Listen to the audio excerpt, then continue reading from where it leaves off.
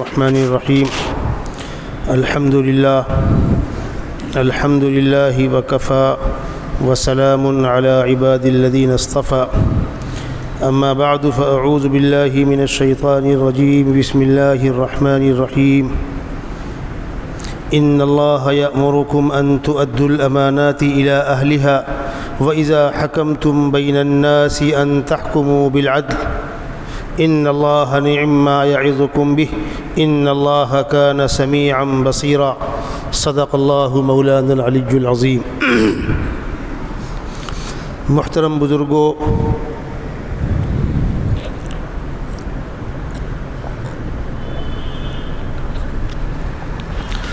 گزشتہ ملاقاتوں میں اسلام کے 5 شعبوں پر گفتگو جاری تھی.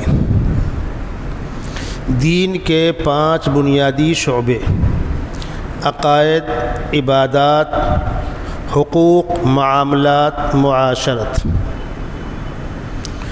پھر وہ گفتگو حقوق تک پہنچی تھی اور ایک مسلمان کے دوسرے مسلمان پر 5 حق ہیں. جب وہ سلام کرے تو اس کے سلام کا جواب دینا، جب اس کو چھینک آئے اور وہ الحمدللہ کہے تو سننے والے کا یرحمک اللہ کہنا، جب وہ دعوت دے اور اس کی آمدنی جائز ہو، پاکیزہ ہو، آپ کے پاس جانے کا موقع ہو تو آپ اس کی دعوت قبول کر کے اس کی حوصلہ افزائی کریں، محبت میں اضافہ ہوتا ہے.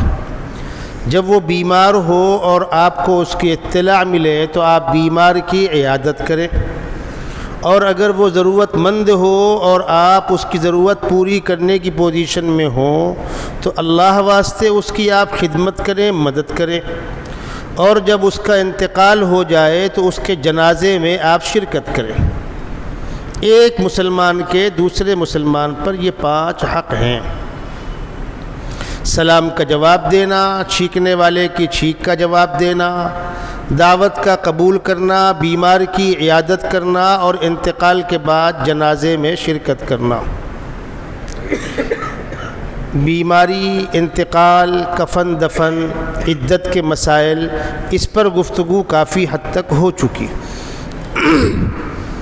اہم چیز بچی کہ مرنے والے کے مرنے کے بعد اس کا ترکہ، اس کی چھوڑی ہوئی چیزیں جو اس کی ملکیت ہیں، شریعت نے جن لوگوں کو حقدار بتلایا ہے، یعنی مرنے والے کے مرنے کے بعد اس کا وہ سامان کس کو ملے گا، وہ ہم اور آپ طے نہیں کریں گے.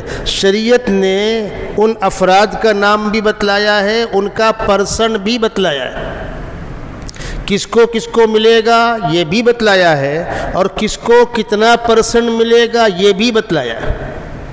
یہ مسئلہ ہمارے آپ کے سماجی بیٹھک کا نہیں ہے، ہماری پنچایت کا نہیں ہے، ہماری مرضی پر ڈیپینڈ نہیں ہے، من جانب اللہ. اور شریعت نے، قرآن مقدس نے اس تفصیل کو بیان کرنے کے بعد کہا تلک حدود اللہ، یہ اللہ کا بارڈر ہے، یاد رکھنا، یہ آخری دیوار ہے، اس کو توڑنے کی کوشش مت کرنا. وَمَن يَعْصِ اللَّهَ وَرَسُولَهُ وَيَتَعَدَّ حُدُودَهُ، جو اللہ رسول کی نافرمانی کرے گا اور حدود کو پھلاندے گا، اس بارڈر کو کراس کرے گا، يُدْخِلْهُ نَارًا خَالِدًا فِيهَا، ہمیشہ ہمیش کی جہنم میں جانا ہوگا. قرآن میں عام طور پر جہاں پر ہم کو ہدایات دی گئی ہیں وہاں ترغیب اور ترہیب، یعنی مانو گے تو یہ انعامات ملیں گے، نہ مانو گے تو عذاب ہوگا. عام طور پر قرآن کا انداز یہ لب و لہجہ یہ اللہ کی حدود ہے، خبردار خبردار ان کو پھلاننا مت. یہ لب و لہجہ قرآن نے طلاق کے مسائل بتلانے کے بعد کہا تلک حدود اللہ، میراث کے مسائل بتلانے کے بعد کہا تلک حدود اللہ، یہ اللہ کی حدیں ہیں، ان کو پھلاننے کی کوشش مت کرنا ورنہ خدا کو جلال آئے گا. میں اور وضاحت کر دوں، ہمارے ذمے نماز فرض ہے، روزہ فرض ہے، نماز چھوڑنا گناہ ہے، لیکن بندے نے چھوڑ دیا۔ کس کا معاملہ ہے؟ خدا اور بندے کا، کسی انسان کی حق تلفی نہیں ہو رہی ہے، یہ حقوق اللہ کہلاتے ہیں۔ بندہ رویا، گڑ گڑایا، 99 ماؤں کی ممتا ایک طرف اور خداوند قدوس کا پیار اس کے گنہگار بندے سے ایک طرف۔ خدا کو پیار آ گیا اور خدا نے معاف کر دیا، تو اب کسی کو بولنے کا حق، کسی کو بولنے کا حق نہیں ہے۔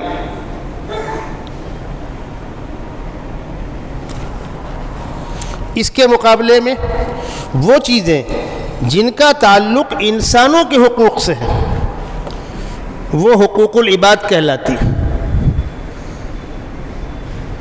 کسی کا حق مارا،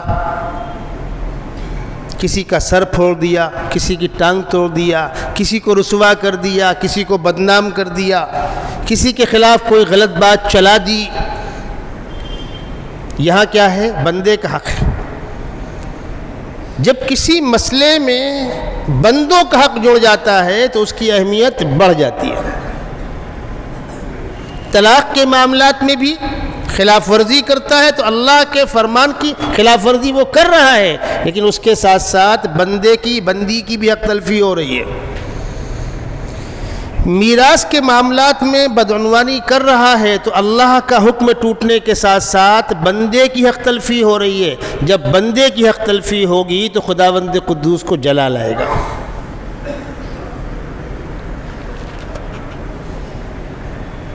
میراث کے سلسلے میں شریعت اسلامیہ نے بہت تفصیلی احکامات دیے۔ دنیا کے کسی مذہب میں، کسی سماج میں، کسی کمیونٹی میں وہ تفصیلات موجود نہیں۔ ٹرین میں ہم لوگ سفر کر رہے تھے، لمبا وقت ہوتا ہے، اگر سنجیدہ لوگ ہوں، سنجیدہ باتیں ہوں تو اچھی باتیں ہو جاتی ہیں۔ میرے ساتھ میں ایک صاحب بیٹھے ہوئے تھے، وہ بیچارے اسلام سے بدظن تھے، بدظن کیے گئے تھے، وہ اسلام پر اعتراض کر رہے تھے، یہ اعتراض، وہ اعتراض، وہ اعتراض۔ کچھ دیر گزر گئی تو میں نے ان سے پوچھا کہ آپ کا مذہب آپ کی زندگی کی رہبری کرتا ہے؟ کہنے لگے ہاں۔ ان کو تو ہاں ہی کہنا ہے۔ آپ کا مذہب آپ کے زندگی کے معاملات کی رہبری کرتا ہے؟ کہنے لگے ہاں۔ میں نے کہا اچھی بات ہے، اگر آپ کا انتقال ہو جائے تو آپ کی پراپرٹی کس کو ملے گی؟ آپ کی بیوہ کو، آپ کے بچوں کو، آپ کی بچیوں کو، بہن بھائیوں کو، ماں باپ کو، پارٹنر کو، کس کو ملے گی؟ اب ان کے پاس جواب ہو تو بولے نا۔ کہنے لگے سمجھ کے بانٹ لیں گے۔ میں نے کہا اگر سمجھ کر بانٹ لیتے ہوتے تو پھر معاملہ کورٹ میں کیوں جاتا؟ بھئی بتاؤ تو ہے کس کا؟ اگر میرا ہے تو میں آپ کو لینے دوں گا، یا آپ کا ہے تو آپ مجھ کو لینے دیں گے؟ کس کو ملے گا؟ اس کا ان کے پاس کوئی جواب نہیں۔ جب کشتی بھنور میں پھنستی ہے نا، ہچکولے کھاتی ہے، تو کبھی ادھر کبھی ادھر، کبھی ادھر کبھی ادھر، اور اس کے اندر بیٹھے ہوئے لوگ اگر تیرنا جانتے ہیں، گھبرا نہیں رہے ہیں تو وہ سنبھال لیں گے، ورنہ کشتی ادھر جھکی تو سارے بھاگ کے ادھر آ گئے تو کشتی ادھر ڈوب گئی۔ یہ ہوتا ہے۔ اگر بیٹھے ہوئے لوگ سمجھدار اسپٹ ہے تو سنبھال لیں گے اس کو، وہ ہچکولے کھاتے ہوئے نکل جائے گی، لیکن جن کو تیرنا نہ آتا ہے، ان کو موت دکھ رہی ہے تو وہ گھبرا کے سارے کود کے ادھر اور سارے کود کے ادھر، کشتی ڈوب جاتی ہے۔ جب دنیا والوں کے پاس ان مسائل کا حل نہیں ہے کہ ان مسائل کا حل کرے کیسے؟ کسی نے کہا بیوہ مظلوم ہے، سارا حصہ بیوہ کا، یعنی مرنے والے کی پراپرٹی پہلے اس کی بیوی کے نام ٹرانسفر ہوگی، پھر وہ اپنے بچوں کو بانٹے گی، اور وہ بیوہ ان بچوں کی ماں نہ ہو تب، دوسری ہو تو ضروری بچوں کی ماں ہو، وہ پہلی والی مر گئی، یہ دوسری ہے تب۔ بعض جگہ ایسا ہے کہ لڑکے لے لیں گے، اماں کو سنبھالیں گے، اسی لائق ہوتے پھر کیا کہنا تھا۔ لڑکوں میں سے کون کتنا لے گا؟ بڑا بھائی گھر چلائے گا، بڑے بھائی کے حوالے کر دو، ضروری ہے چھوٹوں کو دے۔ وہ کس کا کتنا حق بنتا ہے بتلاؤ تو۔ شریعت نے حق والوں کا نام بھی بتلایا، فلاں کا فلاں کا فلاں کا، اور کس کا کتنا وہ بھی بتلایا، اور یہ بھی بتلایا کہ ہم جو پرسنٹ طے کر رہے ہیں اس کے آگے عقل مت لگانا کہ ارے فلانے کے تو اور دے چاہیے، وہ تمہارا کام نہیں۔ آباؤکم و ابناؤکم لا تدرون ایہم اقرب لکم نفعا، تمہارے والدین اور تمہاری اولادیں زیادہ فائدہ مند کون ہیں یہ تم طے نہیں کرو گے، ہم نے پرسنٹ طے کر دیا، اس کو اس کا حق دے دو۔ میراث، مرنے والے کا ترکہ، مرنے والے کا سامان جو اس کے بعد گھر کے لوگوں میں بٹے گا۔ ترتیب سمجھیے اور بہت غور سے سنیے، یہ باتیں روز روز نہیں ہوتی۔ جب کسی انسان کا آخری وقت آ گیا، یعنی وہ بیماری جس سے اب نکلنا بظاہر نظر نہیں آتا، بستر میں لگ گیا، ایڈمٹ ہو گیا، آئی سی یو میں چلا گیا، اب بظاہر وہ اچھا ہو کر نہیں آنے والا، اس کو کہتے ہیں مرض الوفات، موت کی بیماری۔ جب آدمی اس کنڈیشن میں چلا گیا، نا امیدی ہو گئی اور مایوسی ہو گئی، اب وہ اپنے مال میں، اپنی پراپرٹی میں جو چاہے وہ کرے، وقت ختم ہو چکا۔ جب آدمی ایسی بیماری میں مبتلا ہو جائے کہ اب موت نظر آ رہی ہے تو وہ اپنی پراپرٹی میں تصرف نہیں کر سکتا، اس کو یہ دے دو، اس کو وہ دے دو، نہ، اس کی بھی آخری حد ہے 1/3، 1/3، 33%، اس سے اوپر وصیت بھی نہیں کر سکتا۔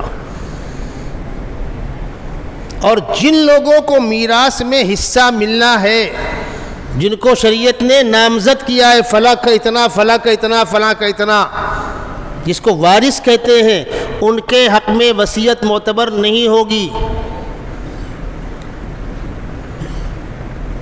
چلیے انتقال ہو گیا، اب وہ جو وصیت معتبر ہے، شرعی وصیت جس کی علماء تصدیق کریں گے، عجیب عجیب تماشے ہوتے ہیں۔ ایک مثال دوں میں آپ کو، مرنے والا مرتے مرتے کہہ گیا کہ فلانا مورے جنازے میں ہاتھ نہ لگاوے، اب میری جنازہ فلاں پڑھائے گا، نہ یہ وصیت معتبر نہ وہ وصیت معتبر۔ دھیان رکھیے گا، مرنے والے کے مرنے کے بعد جو گھر کے اس کے قریبی رشتہ دار ہیں وہ طے کریں گے جنازہ کون پڑھائے گا۔ ہاں پسند کرتے ہیں کہ ہاں ابا فلاں کو بول گئے تھے انہیں سے پڑھوا لو، لیکن اگر پسند نہیں کرتے اس کو، یا وہ سماجی طور پر اس لائق نہیں ہے اور گھر والے کسی اور کا انتخاب کر رہے ہیں، یا اچانک کسی بڑی شخصیت کی آمد ہو گئی، کوئی بزرگ آ گئے، تو صرف مرنے والا بول کر گیا تھا اس بنیاد پر دوسرا پڑھا نہیں سکتا، مسئلہ یہ نہیں ہے۔ وارثین اس وصیت کو نافذ کریں گے، مانیں گے تو معتبر، نہیں مانیں گے تو مجبور نہیں کیے جائیں گے۔ ٹھیک ہے، دل جوئی کے لیے اس کی رعایت ہو تو الگ بات ہے۔ اب اس بات کو نہ سمجھنے کی بنیاد پر بڑے مسائل کھڑے ہو جاتے ہیں۔ ہمارے یہاں الہ آباد میں ایک صاحب نے مدرسہ قائم کیا اپنے ہی گاؤں میں، اپنے کھیت کا کچھ حصہ اس میں دیا، زمین دی، تعمیرات کرائیں، بااثر تھے، اپنے خاندان کے لوگوں سے کہہ کر چندہ دلایا، سب کچھ کیا، واقعتاً ان کو ادارے سے لگاؤ تھا۔ اب جب بیمار ہو گئے، وہ بستر سے لگ گئے، تو کچھ ارمانات ہوتے ہیں۔ انہوں نے کہا میری تمنا ہے کہ مدرسے کے کمپاؤنڈ میں مجھ کو دفن کرنا، تاکہ بچے صبح شام قرآن پاک کی تلاوت کریں گے، مجھ کو اس کا فیض پہنچے گا۔ جذبہ تو اچھا ہے۔ ان کے بھانجے تھے فوج میں، ان سے کہا کہ بیٹا یہ میری وصیت ہے اور تمہاری ذمہ داری ہے۔ ہاں ماموں آپ فکر مت کرو، میں پوری کراؤں گا۔ اب ان کا انتقال ہو گیا، بانجے صاحب نے کہا کہ ماموں کی وصیت ہے کہ مدرسے کمپاؤنڈ میں میری قبر بنانا تاکہ آنے والا ہر مہمان فاتحہ پڑھ کر جائے۔ اب جب مدرسے کمپاؤنڈ میں قبر بن جائے گی تو کل دوسرا مرے گا تو بولے گا میری، تیسرا مرے گا تو بولے سارے ٹرسٹیوں کی قبر بن جائے گی لین سے۔ کل کو مدرسے میں RCC عمارت بنانا ہوا، ہاسٹل کو بڑا کرنا ہوا، قبریں رکاوٹ بنیں گی۔ اب یہ مسئلہ کھڑا ہو گیا۔ الہ آباد شہر میں ایک بزرگ عالم دین کے پاس لوگ جمع، گھر والے بھی، مدرسے والے بھی، محلے والے بھی۔ اب چونکہ وہ حضرت ان کی خدمات تھیں بھائی، ان کا بھانجا فوجی بااثر تھا، کون بولے کہ وصیت غلط ہے، معتبر نہیں ہے۔ ان لوگوں نے مجھ سے رابطہ قائم کیا۔ میں نے کہا ان کے بڑے بھائی کو فون دو، میرے تعلق والے ہیں، بمبئی میں رہتے ہیں، نیو بمبے میں۔ میں نے ان سے کہا کہ آپ کے بھائی صاحب کی خدمات سر آنکھوں پر، ان کے جذبات سر آنکھوں پر، ان کی یہ سوچ کہ آنے والے مہمان فاتحہ پڑھیں کثرت سے سر آنکھوں پر، لیکن شرعی طور پر اس سے ان کو کوئی فائدہ نہیں پہنچے گا۔ عند اللہ وہ بھی جواب دہ ہوں گے اور ادارے کا نقصان ہوگا۔ جس ادارے کو انہوں نے خون پسینہ لگا کر سینچا ہے، اس ادارے کا مفاد یہ ہے کہ قبرستان کمپاؤنڈ کے اندر قبر نہ بنائی جائے۔ کہنے لگے ہاں مولانا بات تو ہمارے سمجھ میں آ رہی، لیکن ہمارا بھانجا اڑا ہوا ہے کہ ماموں مجھ سے کہہ کے گئے نے وصیت کرنے، یہ مسئلہ ہوتا ہے نا، ماموں مجھ سے کہہ کر گئے، وصیت کر کے گئے، میں مدرسے والوں سے کہہ رہا ہوں زمین کے پیسے لے لو لیکن قبر وہیں بنانے دو۔ میں نے ان کو جواب دیا یہ وصیت معتبر نہیں ہے۔ پہلی بات بھانجے کو سمجھا دیں آپ، یہ وصیت معتبر نہیں ہے۔ پیسے دے کر آپ خریدنا چاہتے ہیں تو جو مدرسے کو چلانے والے لوگ ہیں اگر سب اتفاق کے ساتھ بالاتفاق اس پر راضی ہوں کہ بھائی ادارے کی تعمیرات میں راستے میں کوئی رکاوٹ نہیں ہوگی، کنارے میں کر دیتے ہیں، اگر متفقہ طور پر بیچنے کو تیار ہوں تو آپ پیسہ دے کر وہ زمین لے کر وہاں قبر بنائیے، لیکن کمیٹی میں اختلاف ہو تو اجازت نہیں ہے، مدرسے کے مفاد کے خلاف ہو تو اجازت نہیں ہے۔ رات میں 12-1 بجے تک بھانجے صاحب اڑے ہوئے تھے کہ مجھ سے تم جتنا پیسہ لگے لے لو، ماموں کی قبر تو کمپاؤنڈ میں ہی بنے گی۔ اب چونکہ بااثر آدمی تھا وہ کون بولے اس سے۔ صبح فجر کے بعد میں نے پھر فون لگایا، حضرت کیا ہوا؟ کہنے لگے مولانا ہم جب سو کر اٹھے صبح تو سب کو انشراح ہو گیا کہ یہاں دفن نہیں کرنا، ہم بھائی کو قبرستان میں لے گئے۔ میں نے کہا جزاک اللہ، الحمدللہ۔ وصیت کا مفہوم نہ سمجھنے کی بنیاد پر کہ تماشے ہوتے ہیں، شرعی وصیت کے اصول نہ جاننے کی بنیاد پر تماشے ہوتے ہیں، ہر وصیت معتبر نہیں ہوتی۔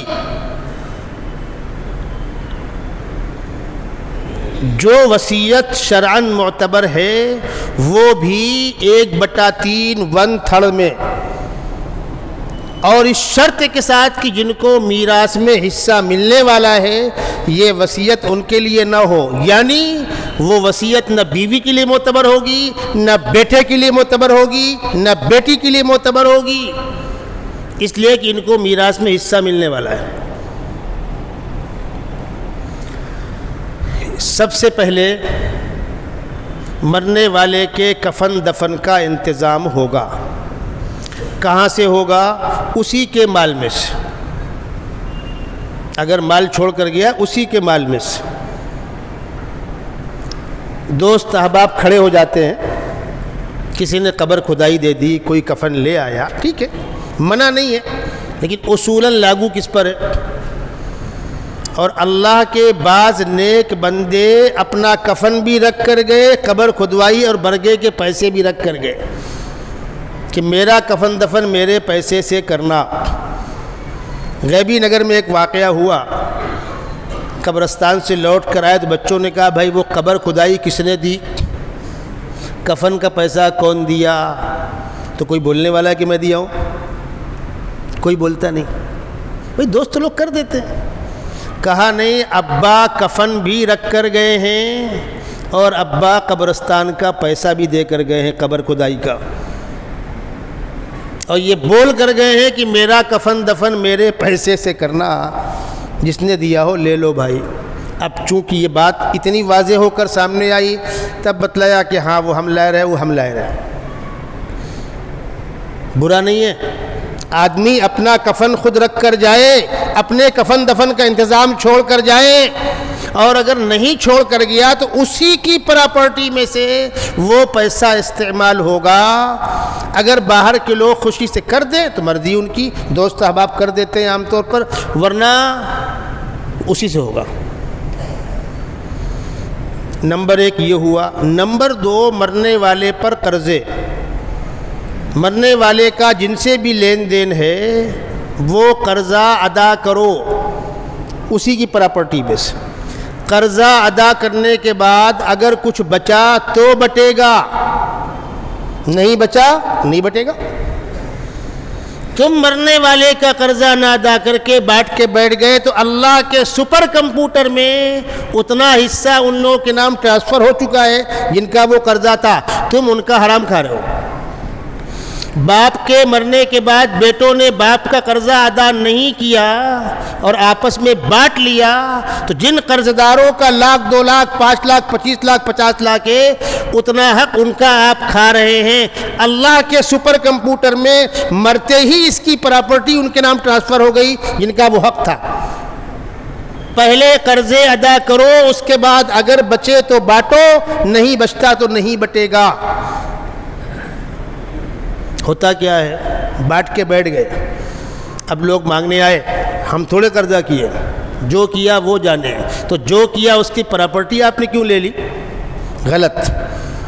تو سب سے پہلے کفن دفن کا انتظام، اس کے بعد قرضوں کی ادائیگی، اور اس قرضے کی ادائیگی میں اگر پوری پراپرٹی بک جاتی بک جاوے، اگر بچے گا تو بٹنے کی باری آئے گی۔ پھر بٹنے سے پہلے وصیت، جو اس نے وصیت کی ہے اس میں جو شرعی جائز وصیت ہے اس کو نافذ کیا جائے گا۔ اب ایک نزاکت بچتی ہے کہ بھائی وصیت تو 1/3 کے اندر معتبر ہوگی، اور کبھی ابا کی وصیت 40% جاری ہوئی تو 50% جا رہی ہو تو جن لوگوں کو میراث ملنے والی ہے اگر وہ سب عاقل بالغ ہوں، ذرا غور سے آپ سن لیجئے گا، نابالغ بچے اس میں شامل ہیں، ان کی اجازت کا اعتبار نہیں ہے۔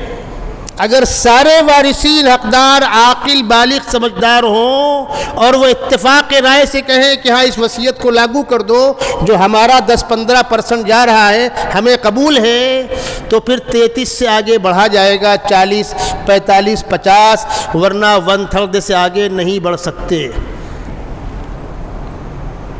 اور یہ مسائل میں آپ کو بتلا رہا ہوں، اگر اس میں کوتاہی ہوئی اور پیٹ میں حرام دانہ گیا تو نہ پڑھی ہوئی نمازیں قبول ہوں گی، نہ رکھے ہوئے روزے قبول ہوں گے، نہ دین کا کوئی کام قبول ہوگا۔ اب آپ میں سے بہت سے لوگ کہیں گے مولوی صاحب یہ تو نئی بات سننے کو مل رہی ہے۔ کیا نئی بات سننے کو مل رہی ہے؟ کبھی توفیق ہوئی علماء سے رابطہ قائم کرنے کی؟ ہم تو اپنا من مانا کر رہے ہیں۔ جہاں پراپرٹی بڑھتی بھی ہے وہ کس طرح بڑھتی ہے وہ سن لیجئے۔ لون بانٹ دیا گیا، کیش پیسہ بانٹ دیا گیا، رہائشی مکان 100 سال نہیں بڑھتا، گاؤں ملک کی کھیتی باڑی باغ بغیچہ 100 سال نہیں بڑھتا، نسل در نسل چلا آ رہا ہے، بٹوارا نہیں ہوا ہے۔ حقوق تو منتقل ہوں گے نا بھائی۔ ایک باپ کے 4 بیٹے، باپ کے آنکھ بند ہونے کے بعد وہ 1/4 بڑھ جائے گا، 25 پیسہ اس کا، 25 اس کا، 25 اس کا، 25 اس کا، 2 یا مت 2 ساتھ میں رہو۔ اب ایک بھائی کی آنکھ بند ہو گئی، وہ تو مر گئے، ارے مر گیا، اس کا حق تو اس کا تھا نا بھائی، اس کے پیچھے اس کی بیوہ اس کے بچوں کو ملے گا۔ اور یہ جو ہمارے اندر شوق ہے، ایک گھر میں 100 آدمی کھانا پکتا ہے، ایک چھت کے نیچے 100 لوگ رہتے ہیں، یہ کیڑا اور خب دماغ سے نکال دو۔ حقوق مار کر، حقوق دبا کر، مجبور کر کے ساتھ میں رکھنا دوست نہیں ہے۔ محبت کے ساتھ رہتے ہو سبحان اللہ، منع بھی نہیں ہے، کوئی کسی کو مجبور نہ کرے۔ اگر کوئی ایک وارث بٹوارا چاہتا ہے تو بانٹ کے اس کا حصہ الگ کرو، مجبور مت کرو کسی کو۔ جب آپ بانٹنے چلے تو آپ تمام چیزوں کی قیمت لگا لیجئے، اس کا پرسنٹ طے کر لیجئے. جو بھائی الگ ہونا چاہتا ہے اس کو اس کا حق دے دو. جو ساتھ میں رہتے ہو رہو، سب ساتھ میں رہتے ہیں سب ساتھ میں رہیے، لیکن خوشی کے ساتھ، مرضی کے ساتھ، مجبور کر کے کسی کو رکھو مت. پراپرٹیاں بڑھتی ہیں. مسائل تو بہت ہیں، جو چند ذہن میں آ رہے ہیں وہ عرض کر رہا ہوں. باپ کا انتقال ہو گیا، بوڑھی ماں ہے، بھائی ہے، بہن ہے. اب بھائی لوگ کیا بولتے ہیں، ہم یہاں نہیں وہاں دیں گے، اس میں نہیں اس میں دیں گے. یہ حق آپ کو نہیں ہے. بارہا ایسا ہوا پنچایتوں، بھائیوں نے کہا کہ نہیں ہم بھیونڈی کی پراپرٹی میں نہیں دیں گے، گاؤں والی میں دیں گے. میں نے کہا تم دے رہے ہو کیا؟ جب تم دینا تو یہ بات کہنا یہ باپ کی پراپرٹی ہے، جس طرح تم اس کے خون ہو بہن بھی اس کا خون ہے. اتفاق رائے سے ایڈجسٹ کرو، منع نہیں ہے، لیکن مجبور مت کرو کسی کو. ہاں رعایت ہو جائے، بھائی جو جس مکان میں جو رہ رہا ہے اس سے خالی مت کراؤ، وہ دکان میں کاروبار کر رہا ہے خالی مت کراؤ، بات سمجھ میں آتی ہے. لیکن ڈائریکٹ نکار دینا کہ نہیں شہر کی پراپرٹی میں کچھ دیں گے نہیں، گاؤں والی میں دیں گے، یہ غلط ہے. زمینیں پڑی ہوتی ہیں، اس بات کو بہت غور سے آپ سنیے گا. میں دینداروں کی داستان سنا رہا ہوں آپ کو، جو دینے والے ہیں، جو دے کر سماج میں مشت ٹائٹ کرتے ہم تو بہن کا اپنا حق دیے. سنیے، ایک زمین پڑی ہوئی ہے 1 کروڑ کی ہے، 50 لاکھ بھائیوں کا 50 لاکھ بہنوں کا. ٹھیک ہے، آپ نے کہا ہم تم کو اس زمین کے 50 لاکھ دے دیں گے. طے ہو گیا. 2 کب دیں گے؟ اس کو کنسٹرکشن کرائیں گے، بلڈر کو دیں گے، اس سے پیسہ لیں گے ڈپوزٹ کا، اس پر 7 مالا عمارت بنائیں گے، اور بہنوں کو دے کیا رہے زمین میں. غلط. جب تم نے اس پر کنسٹرکشن کرایا، بہنوں کا کبھی نہیں دیا، پیسہ روک کے رکھا ہوا ہے، کنسٹرکشن کرایا، اب اس کی کیا ویلیو ہے وہ طے کرو. اب وہ 2 کروڑ کی ہو گئی تو ان کو 1 کروڑ دو. یہ تماشے چلیں گے نہیں کہ باپ کی پراپرٹی ہے بہنوں کو حق دے رہے ہیں ہم. زمین کی قیمت لگا لی گئی 20 سال پہلے، اب 20 سال کے بعد زمین 10 پٹ مہنگی ہو گئی، اس پر کنسٹرکشن ہو رہا ہے اور بہنوں کو مل کے آ رہا ہے وہی پرانا 20 سال کا پرانا بھاؤ. بالکل نہیں چلے گا.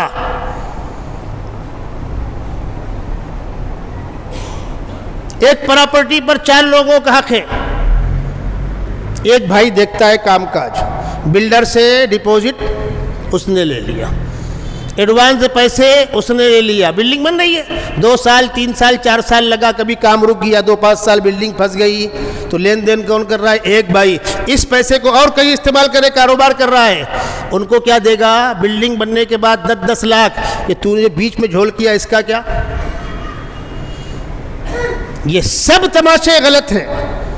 حقوق والوں کو حق دو، یا پھر آپس میں بیٹھ کر محبت کے ماحول میں طے کر لو ایسا کرنا ہے. ٹھیک ہے. شریعت نے میراث بانٹتے وقت یہ نہیں کہا کیا کیا بٹے گا. عام طور پر لوگ مسئلہ پوچھنے آتے ہیں نا، مول صاحب دیکھیے وہ 10 جوڑی لوم وہاں تھا، 5 جوڑی وہاں تھا، کچا مکان وہاں تھا، پکا مکان وہاں تھا، وہ ہمارا اونرشپ پہ تھا، وہ ہمارا پگڑی میں تھا. وہ سمجھتے ہیں کہ سب بتلانا ضروری ہے. بالکل ضروری نہیں ہے. مفتی تو یہ لکھے گا کہ بیوہ کا کتنا، بچوں کا کتنا، بچی کا کتنا پرسنٹ. اب یہ پرسنٹ بیٹھے گا کیسے؟ 4 ایماندار ذمہ دار لوگوں کو بیٹھا لو، قیمت پکڑ لو. پراپرٹیاں ہوتی ہیں، روڈ ٹچ پراپرٹی ہے، اندر ہے، کچا ہے، پترے کا شیڈ ہے، RCC ہے، وغیرہ وغیرہ، قیمت کا فرق ہوتا ہے. یہ سارا کام کون کرے گا؟ جن کو اللہ نے سلیقہ دیا ہے. دیکھیے جھولی والے آپ کے سامنے سے گزر رہے ہیں، الحمدللہ ادھر بھی نیچے سے اوپر تک ماربل لگ رہا ہے، اور ادھر پہلے مالے تک تھا، اوپر تک نہیں تھا، ادھر بھی ماربل لگ رہا ہے. تقریباً 2 لاکھ سے زائد کا کام ہو چکا ہے. تقریباً 2 لاکھ سے زائد کا کام ہو چکا ہے، اور 1 لاکھ روپے کا اور کام ہوگا تو یہ دونوں دادر کا کام اوپر تک مکمل ہو جائے گا. دوسرے مالے پر لادی بیٹھے گی، کوٹا لادی آ چکی ہے، باہر پڑی ہوئی ہے، بھوسا آ رہا ہے، چڑھ رہا ہے، سیمنٹ آ رہی ہے، چڑھ رہی ہے، ریتی آئے گی، وہ چڑھے گی. یہ سارا کام انشاءاللہ ہوگا. تو آپ حضرات نے اب تک جو کچھ دیا، وہ کچھ مسجد سے آیا، وہ کچھ باہر لوگوں سے لیا، وہ انشاءاللہ آپ کا ایک ایک پیسہ اسی عبادت گاہ کی نماز کے جگہ کو بنانے پہ لگ رہا ہے۔ بچے پڑھیں گے انشاءاللہ، تعلیم گاہ بنے گی، قرآن پاک کی بچے تلاوت کریں گے، وہ کار ثواب۔ کوئی نمازی نماز پڑھے گا، وہ کار ثواب۔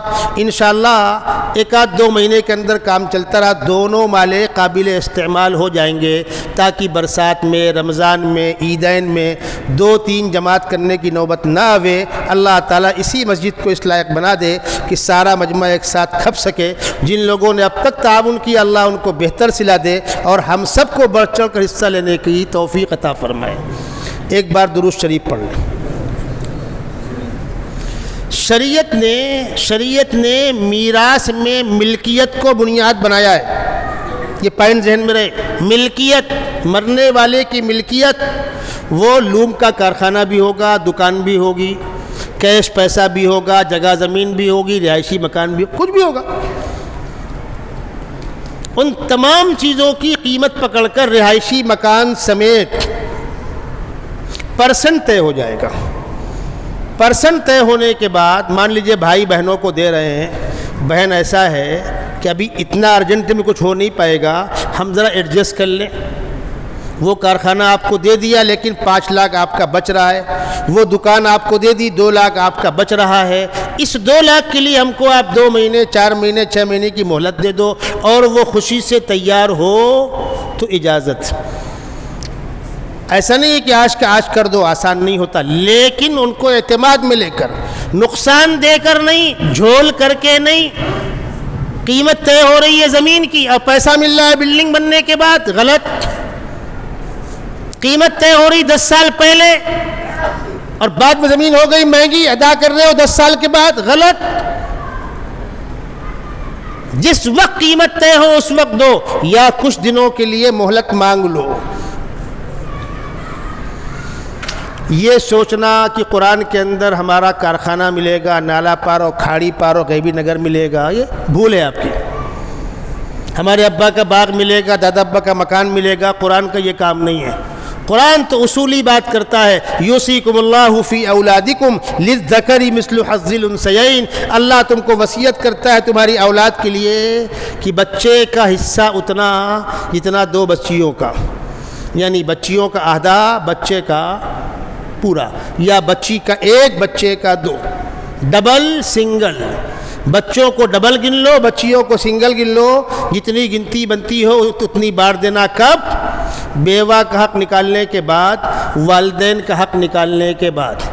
قرآن نے بیوہ کا حق بھی بتلایا، اگر مرنے والے کی اولادیں نہیں ہیں تو بیوہ کا 1/4 25%، وَلَهُنَّ الرُّبُعُ مِمَّا تَرَكْتُمْ إِن لَّمْ يَكُن لَّكُمْ وَلَدٌ۔ اولاد نہیں ہے تو بیوہ کا 1/4۔ وہ بیوہ ان بچوں کی ماں ہو یا دوسری ماں ہو، اس سے کوئی فرق نہیں پڑتا۔ فَإِن كَانَ لَكُمْ وَلَدٌ، اور اگر تم صاحب اولاد ہو تو بیوہ کا 1/8 12.5%، 1/4 25%، 1/8 12.5%۔ یہ نکالو پہلے۔ مرنے والے کے والدین زندہ ہیں تو ولی ابویہ لکل واحد منہما السدس، مرنے والے کے والدین کو 1/6 تقریباً 18%، 100 کا 6واں حصہ۔ اس کے بعد جو بچا، یعنی ماں باپ کا حق ان کو دیا گیا، بیوہ کا حق اس کو دیا گیا، ان کا پرسنٹ طے ہے اتنا پرسنٹ۔ اس کے بعد جو بچا، لڑکوں کو ڈبل گن لو، لڑکیوں کو سنگل گن لو، جو گنتی بنے اتنے سے بانٹ دو۔ مان لیجئے بیوہ کا حق دے دیا گیا، ماں باپ کا حق دے دیا گیا، کتنا بچا؟ 70% بچا، 30% نکل گیا۔ اب کروڑ میں 70 لاکھ بچا، اب یہ 70 لاکھ بچوں اور بچیوں میں بٹے گا۔ مان لیجئے 2 بچے ہیں تو 2 بچے 2 دونا 4 حصے بچوں کے ہو گئے، اور 6 بچیاں ہیں، ایک بچی کا 1 حصہ، 6 4 10۔ کبھی ایسا ہوگا بچے 3 ہیں، 3 دونا 6، بچیاں 4 ہیں، 6 4 10۔ وہ جتنا بھی آنکڑا بیٹھے، اب مان لیجیے 10 حصے بن رہے ہیں، 70 لاکھ روپیہ ہے، 70 لاکھ کو تقسیم کرو 10 سے تو ایک حصے میں کتنا آئے گا؟ 7 لاکھ حصہ۔ تو پر بچی کو 7 لاکھ اور پر بچے کو 14 لاکھ 70 لاکھ بڑھ گیا. یہ اس کا بالکل سیدھا اور سمپل طریقہ ہے. پھر سن لیجئے، سب سے پہلے بیوہ کا حصہ الگ کیا جائے گا. اماں تو کیا کرے گی، ہم تیرے کو سنبھالیں گے نا، یہ کہنے کا بیٹوں کو حق نہیں. اماں تو اس کے ساتھ کیوں رہتی ہے، میرے ساتھ رہے تاکہ تیرے مرنے کے بعد میں ہڑپ کروں، یہ کہنے کا کسی بیٹے کو حق نہیں ہے. ماں کو اس کا حق دے دو، اس کی مرضی، وہ جہاں چاہے گی وہاں رہے گی. اور اگلی بات بھی سن لیجئے، ماں کا پراپرٹی میں حق دینے کے بعد بھی ماں ہے، اس کو ضرورت پڑے گی تو بیٹوں کی ذمہ داری ہے کہ ماں کی خدمت کرے. بہنوں کو ان کا حق دینے کے بعد بھی بہن رہے گی، رشتہ برقرار رہے گا. جس بہن نے منہ پھوڑ کے مانگ لیا، آنا جانا بند، منہ دکھاول بند. غلط. عام طور پر بہنیں اسی لیے نہیں مانگتی، ارے کیا کریں گے، تھوڑا سا ملنے والا ہے، آنا جانا لگا رہے بس ٹھیک ہے، تاکہ سسرال میں عزت برقرار رہے. میں بار بار کہہ رہا ہوں، میں یہ واقعات سنا رہا ہوں دینے والوں کے، جو نہیں دیتے ان کو آپ بھول جائیے. ہمارے علاقے میں رواج نہ ہے، ہم سب حرامے کھا کے حاجی نمازی نہیں تھے. رو صاف سی بات ہے، قرآن کہہ رہا ہے تلک حدود اللہ، یہ اللہ کی سرحدیں، ان کو پھلاننا مت. نہ نماز کام آئے گی، نہ روزہ کام آئے گا، نہ زکوٰۃ کام آئے گی، نہ حج خیرات کام آئے گا. کوئی دین کا کام معتبر نہیں ہے اگر حق تلفی کر کے حرام کھا کر بیٹھے ہوئے ہو. تو جو تمہارا ہے وہ تمہارا ہے. باپ کے زمانے میں کروڑ پتی تھے، نہیں بچا، باپ بیمار ہو گئے، پیسہ ختم ہو گیا، مزدوری کرو، محنت کرو. اگر مرنے کے بعد خدا کو منہ دکھانے کا احساس ہے اور قبر میں جواب دینا ہے، میدان محشر میں جواب دینا ہے، اور نامہ اعمال دائیں یا بائیں ہاتھ ملے گا. اچھا برا انجام اعمال کی بنیاد پر ہوگا. جنت جہنم دونوں سامنے ہیں. یقین ہے تو کوئی کسی کا حق مارے گا نہیں، اور نہیں ہے تو آپ کھاتے رہیے، کھاتے رہیے. چلتا ہے، سب چلتا ہے، چل رہا ہے سماج میں. یہاں تو گفتگو دینے والوں کی ہو رہی ہے. اس طرح دینا ہے. جب پراپرٹی کی قیمتیں لگائی جائیں تو ایمانداری کے ساتھ قیمت لگاؤ. یہاں بھی جھول ہوتا ہے، اونے پونے قیمت پکڑ لی گئی، کسی سے پوچھنا نہیں ہے. وہ نالا پارا کارخانہ 12 جوڑی کا 5 لاکھ پکڑ لو مولوی صاحب، اندر ہے، رستہ پتلا ہے. 5 لاکھ بیچے گا، 5 لاکھ میں دے گا. 12 جوڑی لوم 10 لاکھ کا ہوتے تو 5 لاکھ کیوں پکڑ رہا ہے اس کا، کہ جھول نہیں ہے. ایک صاحب میرے پاس زکوٰۃ کا مسئلہ پوچھنے آئے. ان کے پاس میں سمجھتا ہوں کم سے کم 100 کروڑ کی پراپرٹیاں پڑی ہیں شہر کے باہر. مجھے معلوم ہے، مسئلہ پوچھنے آئے. مولانا وہ تو پراپرٹیاں جام ہیں، کچھ نکل نہیں رہا ہے، بھاؤ بڑھ نہیں رہا ہے، پر سال زکوٰۃ تو اس کی نکال چکے تھے ہم نا. میں نے کہا کہ پچھلے ہفتے جمعہ پڑھا تھا، پھر آج کیوں آ گئے؟ گئے ہفتے جمعہ پڑھ چکے بھائی، اب کیوں آ گئے آج؟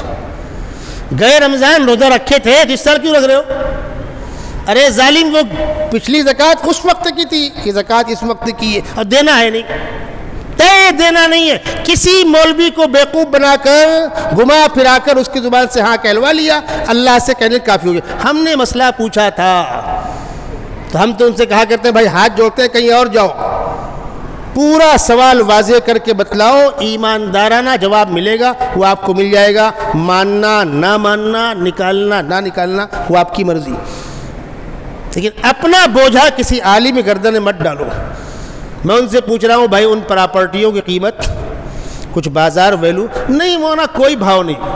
ارے کوئی بھاؤ نہیں، ہاں کوئی بھاؤ نہیں آتا ان پراپرٹیوں، کوئی بھاؤ ہی نہیں ہے. میں نے ایک کام کرو، رجسٹری خرچہ میں دوں گا، میرے نام پہ کرا دو. جب کوئی بھاؤ نہیں ہے تو زبان سے آپ بول لو نا کوئی بھاؤ نہیں ہے. جس وقت بول رہے ہو یقین نہیں ہے خدا سن رہا ہے، خدا دیکھ رہا ہے. یہ قیمت لگانے میں جھول، یہ سب سے بڑی گندگی ہے. پراپرٹیوں کی قیمت ایماندارانہ لگائیے. اس شہر میں ایسے لوگ بھی ہیں، سب یکساں نہیں ہیں، ایسے لوگ بھی ہیں کہ گھر کے ذمہ دار نے سماج کے 4 لوگوں کو بلایا، کہا یہ والد مرحوم کی پراپرٹی کا بیورا ہے. 10-20 سال میں نے سنبھالا، اب خاندان بڑا ہو گیا ہے، بھائیوں کی خواہش ہے کہ بانٹ دیا جائے، یہ آپ لے لیں اور اس کے آپ جتنے بھائی ہیں، ماں ہے، فلاں، حصہ کر دیجئے گا، ایک حصہ میرا بھی کر دیجئے گا، اتنا پیسہ کیش ہے، یہ رکھا ہوا ہے، یہ پراپرٹی ہے، آپ لوگ مناسب سمجھ کے بانٹ دیں، بٹوارا ہوا۔ اللہ اس کہنے والے کے حوصلے کو اور بلند کرے، یہ ہے ایماندارانہ تقسیم۔ مرنے والا مر کے چلا گیا، اللہ ان کی قبر کو منور کرے، یہ ہے ایماندارانہ بٹوارا۔ جو ہے سامنے کر دو، بٹنے کے بعد جو ملا وہ لے لو۔ تمہارے بچے بڑے ہو گئے ہیں، مسائل ہیں، تم نے خدمت کی ہے، محنت کی ہے، بول کر، بتا کر، مانگ کر لے لو، جھول مت کرو، جھول مت کرو۔ جھول کر کے لوگے حرام تو حرام ہے۔ جہاں بٹوارے کی بات آئی 50 لاکھ قرضہ نکل آیا، جہاں بٹوارے کی بات آئی 1 کروڑ قرضہ نکل آیا۔ اب تک سب ٹھیک ٹھاک تھا، ہر سال 1-2 کروڑ کی پراپرٹیاں بن رہی تھی، خوشحالی تھی۔ اب بٹوارے کا نام آیا، کنگال ہو گئے۔ دنیا والوں کی آنکھوں میں آپ دھول جھونک سکتے ہیں، جن کا حق ہے ان کا حق دبا کر طاقت کے زور پر خاموش کر سکتے ہیں، لیکن روز قیامت دودھ پانی الگ ہونے والا ہے۔ تو اسلام نے میراث کی تقسیم کا جو نظام ہم کو دیا، مرنے والے کی بیوہ کو ملے گا۔ اچھا، بسا اوقات کیا ہوتا ہے، مان لیجئے ایک شادی کی، 2-3 بچے ہوئے، اہلیہ کا انتقال ہو گیا، ہم تو انتقال ہی پکڑیں گے ورنہ طلاق بھی ہو سکتی ہے، بیوی نہیں رہی، بچے ہیں اس کے۔ دوسری شادی کی، اس سے 1-8 بچے ہو گئے، اب پہلی بیوی سے 4 بچے، دوسری بیوی سے 1 بچہ، تو سماج کیا کرتا ہے، بیویوں کو بنیاد بنا کر آدھا، آدھی ای والی کے، آدھی ای والی کے۔ غلط۔ بیوی کو بیوی کا حق ملے گا اگر بیوی ہے تو، بچوں کو بچوں کا حق ملے گا۔ پہلی بیوی سے 4 بچے، دوسری سے 1 بچہ، تو دوسری بیوی کے بچے کو آدھا نہیں ملنے والا ہے، 4-1-5 سارے بچے ایک ساتھ کی جائیں گے اور بچوں کو بچوں کی ترتیب سے پراپرٹی ملے گی۔ اب ان معاملات میں سماج کے لوگ بیٹھتے ہیں فیصلہ کرنے کے لیے، اگر کسی سمجھدار ذمہ دار عالم دین کو لے کر بیٹھے اور اللہ نے اس کو بھی حوصلہ دیا ان سیٹھوں کی آنکھ میں آنکھ ڈال کر بات کرنے کا، تب، ورنہ بیچارہ کسی مسجد کا امام ہے، کسی ٹرسٹ کے اندر میں کام کر رہا ہے، تو ٹرسٹی کے آگے بولنے کی ہمت ہی نہیں کرتا وہ، اور بول دیا تو اسی خیریت نہیں۔ کہیں ایسا ہوتا ہوگا کہ عالم دین کو آزادی کے ساتھ رائے دینے کا موقع دیا جائے، ان سے مشورہ کرو، رائے لو، جس کو اس لائق سمجھو اس کو بیٹھا لو، یہاں سے لے کر ملک تک بلاؤ، پوری نوعیت بتلاؤ، اور اس کے بعد جو شرعی فیصلہ ہو اس کو بخوشی قبول کرو۔ شرعی فیصلے کو بخوشی قبول کرنا یہ معمولی بات نہیں ہے۔ جس طریقے سے کسی کا انتقال ہوتا ہے، مرنے والا مر گیا، دکھ تو بہرحال ہوگا، جوان اولاد مر گئی تو والدین کو دکھ ہوگا، جوان شوہر مر گیا تو بیوہ بیوی کو دکھ ہوگا، باپ گیا تو بیٹوں کو دکھ ہوگا۔ اب جو لوگ آ کے بیٹھتے ہیں انتقال کے بعد، بیچارہ کیا بتایا جائے، 25 سال کا نوجوان ہے، اس کے بچے کے منہ دیکھ کر تو رونا آتا ہے، اللہ تعالیٰ کو بھی کیا منظور تھا اس کو بلا لیا اچانک، مجھ بڈھے کو بلا لیا ہوتا۔ آپ خدا کو رائے دے رہے ہیں کہ آپ کا فیصلہ غلط ہے۔ یہ عام طور پر گفتگو ہوتی ہے، کوئی آیا، بھائی اب اللہ کا فیصلہ تو آخری فیصلہ ہے، قدرت سے کون لڑ سکتا ہے، قدرت کے فیصلے کو کون ٹھکرا سکتا ہے۔ یہ بخوشی منظور ہونے کی دلیل نہیں ہے، یہ قدرت کا فیصلہ آپ بخوشی قبول نہیں کر رہے ہیں، آپ شکوہ کر رہے ہیں، ہم مجبور ہیں اللہ کے فیصلہ ماننے پر، اب کیا کر سکی تھے، وہ تو مرے گا۔ غلط، یہ بخوشی قبول نہیں کر رہے آپ۔ جس صبر پر اللہ کے ہاں اجر ملنے کا وعدہ ہے، یہ وہ صبر نہیں ہے۔ ایسے ہی شریعت کا فیصلہ آ جانے کے بعد اس کو بخوشی قبول کرنا۔ قرآن کہہ رہا ہے فَلَا وَرَبِّكَ لَا يُؤْمِنُونَ، آپ کے رب کی قسم ایمان والے نہیں کہلائیں گے۔ تم دنیا کے رجسٹر میں لکھتے رہو، سماج آپ کو حاجی صاحب، نوازی صاحب، متقی پرہیزگار کہتی رہے، قرآن کہتا ہے فَلَا وَرَبِّكَ لَا يُؤْمِنُونَ، ایمان والے نہیں کہلائیں گے. کب تک؟ حتیٰ یحکموک فیما شجر بینہم، جب تک کہ آپسی نزاعی معاملات میں پیغمبر السلام آپ کو اور آپ کے بعد آپ کی تعلیمات، آپ کی احادیث کو اپنا فیصل نہ مانے. حتیٰ یحکموک فیما شجر بینہم، اور اس کے بعد لا محالہ کسی کو اچھا لگتا ہوگا، کسی کو برا لگتا ہوگا، فیصلہ ہوتا ہے. ڈاکٹر آپریشن کرتا ہے تو مریض کو چمکار کے نہیں کرتا، چاقو چھری چلا کر کرتا ہے. انجیکشن لگاتا ہے، تکلیف بھی ہوتی ہے، پھوڑا چیرتا ہے، تکلیف بھی ہوتی ہے، لیکن چونکہ یقین ہے ڈاکٹر ہمارا معالج ہے اس لیے پیسے دے کر چیرا لگواتے ہو. تو اگر یقین ہے کہ اس فیصلے کو قبول کرنے کے بعد اللہ کے ہاں سرخ روئی نصیب ہوگی، تو اس فیصلے کے بعد قرآن کہتا ہے ثم لا یجدوا فی انفسہم حرجا مما قضیت، آپ کا فیصلہ آنے کے بعد دل میں تنگی محسوس نہ ہو، ویسلموا تسلیما، سر تسلیم خم کر دیں. یہ ہے تو ایمان معتبر، ورنہ ایمان معتبر نہیں. تو اگر کسی عالم دین کو بلایا ہے، اب پوری بات بتلائی ہے اور وہ شریعت کا حوالہ دے کر مسئلہ بتلا رہا ہے تو اس کو قبول کرو، اسی میں عافیت ہے. اللہ دنیا کے اندر بھی سکون نصیب کرے گا اور مرنے کے بعد آخرت میں بھی. اسی لیے ہمارے یہاں جب ہم عوام سے کہتے ہیں کہ اپنے آپسی مسائل پولیس چوکی کورٹ کچہری مت لے جاؤ، علماء کی مجلس میں بیٹھ کر طے کرو، اس لیے کہ کورٹ میں پہلی بات تو فیصلہ کب ہوگا معلوم نہیں. ابھی 2 افراد کی ضمانت ہوئی ہے 25 سال کے بعد. 2 افراد 25 سال سے قید تھے، ابھی کیس شروع نہیں ہوا ہے. عمر قید 20 سال ہے، وہ 25 سال رہ کر آ گئے. ہو سکتا ہے 2-5 سال کے بعد فیصلہ آوے کہ الزام ثابت نہیں، باعزت بری کیے گئے. عمر قید سے لمبی سزا کاٹ کے وہ آ چکے ہیں اور کورٹ کہہ رہا ہے کہ باعزت بری کیے گئے، ہے نا. کل کے اخبار میں آپ پڑھ لیجئے، جمعیت علماء کیس لڑ رہی ہے اس کا. ہر ہائی کورٹ میں، بمبئی لے لیجئے آپ، الہ آباد یو پی ہائی کورٹ، کہیں بھی ہائی کورٹ میں لاکھوں لاکھ مقدمات پینڈنگ میں. تو کیا ہوگا؟ تاریخیں پڑھیں گی. ایک سنوائی آج، ایک 6 مہینے کے بعد، اگلے 6 مہینے کے بعد. اس سنوائی میں اس نے کہا کہ میں بیمار ہوں، میڈیکل لگا دیا. میری ٹانگ ٹوٹ گئی ہے، میڈیکل لگا دیا. میں نہیں آ پاتا، پھنس گیا ہوں، ٹکٹ نہیں مل رہا ٹرین کا، میڈیکل لگا دیا. سبحان اللہ.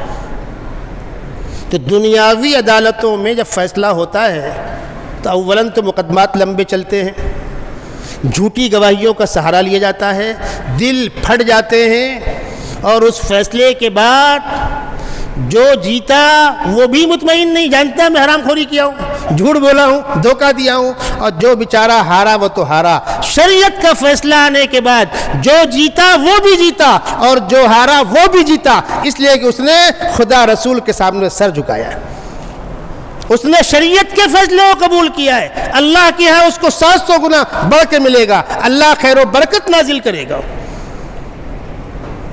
میں نے آپ کو واقعہ سنایا تھا، آج پھر سناتا ہوں. کرلا میں ایک صحابہ ابھی زندہ ہے، وہ ضرور بڑی ملاقات کروا دوں گا، ضعیف ہو گئے. حضرت جی مولانا انعام الحسن صلی اللہ علیہ کا زمانہ تھا، آج سے 20-25 سال پہلے کی بات ہے. حضرت جی کا انتقال تو یہی 94-95 میں ہوا ہے. دھلیا کا اجتماع حضرت جی کا آخری اجتماع تھا، باندرا کا اجتماع میں وہ نہیں تھے. آپ تاریخ دیکھ لیجیے.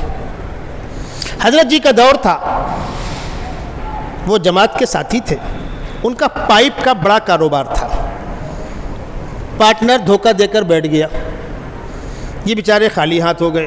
دلی گئے، حضرت سے ملے، اپنے حالات بتلائے. حضرت جی نے کہا مقدمہ بازی مت کرو، ایمانداری کے ساتھ دے دے گا تو لے لینا، ورنہ خاموشی اختیار کرو اور تم محنت کرو، تم کاروبار ہے محنت کرو، اللہ مدد کرے گا. اس شخص نے اپنا واقعہ مجھے خود سنایا ہے، میں عینی گواہ ہوں اس کا. کہنے لگے مولانا پیسہ سارا جام ہو گیا تھا، پارٹنر مال داب کے بیٹھ گیا تھا، اب میرے گھر کا لاکھوں لاکھ کا خرچہ، بمبئی کا فلیٹ، گھوڑا گاڑی گوڈاؤن، کیا کروں؟ لیکن حضرت جی نے فرمایا اللہ کے واسطے خاموشی اختیار کرو، اللہ مدد کرے گا. کہنے لگے ساؤتھ کے علاقے سے ایک بندے کا فون آیا کہ میں نے سرکاری ٹینڈر بھرا ہے اور مجھ کو فلانی کمپنی کو پائپ دینا ہے، سارے پائپ ریڈی ہے، ایک پائپ نہیں مل رہا. اور اگر یہ پائپ نہ ملا تو میرا ٹینڈر کینسل ہو جائے گا، جس بھاؤ ملے مجھ کو دلوا دو۔ اچھی بات ہے۔ اس کا فون رکھا، بہار سے ایک فون آیا، اس نے کہا میں نے لاٹ میں پائپ اٹھایا ہے، بنگار کے بھاؤ مجھ کو ملا ہے، کہیں بکوا دو۔ یہ پائپ کون سا تھا؟ جس کی اس کو ضرورت تھی۔ کہنے لگے میں نے 6 روپے فٹ نفع رکھ کر اس سے کہا کہ وہاں بھیج دے اور اس سے کہا پیسہ ٹرانسفر کر دے، مولانا ایک سودے میں مجھ کو 6 لاکھ روپیہ بچا فون پر۔ یہ 30 سال پہلے کی بات۔ اور کہنے لگے مولانا بس ایسے ہی 2-3 سودے اللہ نے کروا دیے، میں کھڑا ہو گیا۔ دل بڑا کر کر اپنے کسی بزرگ، اپنے شیخ، عالم دین، فرمان خدا، فرمان رسول کی بنیاد پر سر جھکا کر دیکھو، پھر اللہ کی مدد اپنی نگاہوں کے سامنے دیکھو۔ بٹوارے میں 2 فٹ 10 فٹ دبا لیا، 10 لاکھ 20 لاکھ دبا لیا، کئی روز کھائے گا بھائی؟ آپ برا مت مانیے گا، رات میں آپ سوتے ہیں، صبح آپ کو نہیں معلوم صبح آپ ارب پتی رہیں گے کہ نہیں رہیں گے۔ 2 کارخانوں میں آگ لگ گئی، شارٹ سرکٹ ہو گیا، وارپر مر گیا، کانڈی والا مر گیا۔ چلیے چکر لگائیے آپ کورٹ کچہری کے، سیٹھ صاحب اندر۔ ہم جس پراپرٹی پر، جس پیسے پر، دولت پر ناز کر رہے ہیں، یہ کسی کے ساتھ ٹھیک ہی رہے گی؟ آج سے 40 سال پہلے بھونڈی کے اندر جو ارب پتی ہوا کرتے تھے، آج ان کے خاندانوں کو آپ جا کر دیکھ لیجئے گا۔ جن کے بچوں کو کاریں اسکول چھوڑنے جاتی تھی، آج ان کے ناتی اور پوتے آٹو چلا رہے ہیں۔ اور 40 سال پہلے جو لوگ ہوٹلوں کے اندر پلیٹ دھر رہے تھے، حمالی کر رہے تھے، مزدوری کر رہے تھے، آج وہ ہزاروں کروڑ کی پراپرٹی کے مالک بن بیٹھے۔